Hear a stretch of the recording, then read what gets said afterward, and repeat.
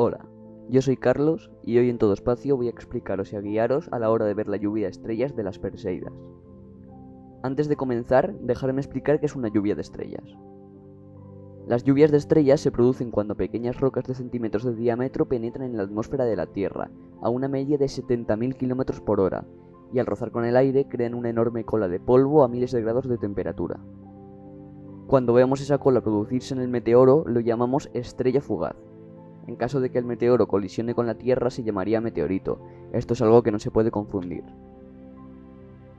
La lluvia de estrellas de las Perseidas cobra origen en el cometa Swift-Tuttle, cuando las pequeñas partículas de polvo de su enorme cola entran en la atmósfera terrestre cuando está cerca de nosotros. Así, cada año, cuando cruzamos la cola del cometa, se producen las Perseidas.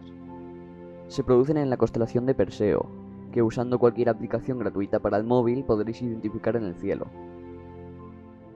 Normalmente, esta lluvia de estrellas se puede ver desde el 17 de julio hasta el 24 de agosto, pero la noche en la que mejor se verán y en las que más tasa de estrellas fugaces por hora se podrán ver será en la madrugada entre el 12 y el 13 de agosto, pudiendo ver más de 100 meteoros por hora. Cerca del amanecer es cuando mejor se lograrán ver, pero siempre podréis ver alguna en otro momento de la noche. A la hora de salir a observar el cielo por la noche, es muy importante saber la cantidad de contaminación lumínica que hay en el lugar en el que te encuentres. Resumidamente, la contaminación lumínica se produce cuando hay mucha cantidad de luz y nos impide ver el cielo nocturno. Por eso, si intentas mirar las estrellas en el centro de una ciudad, no las verás apenas, como en estas imágenes de aquí.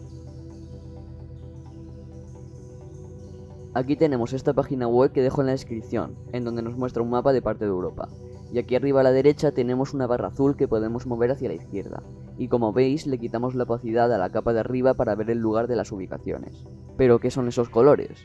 Pues aquí a la izquierda podemos ver una lista de colores que van desde el blanco arriba del todo hasta el negro abajo del todo, y van desde mucha contaminación lumínica hasta nada de contaminación respectivamente, por lo que cuanto más abajo esté el color de tu ubicación, mejor podrás ver el cielo. También dejo otro mapa en la descripción que es muy parecido, pero es el mapa de todo el mundo. Ahora solo hay que salir para disfrutar del evento.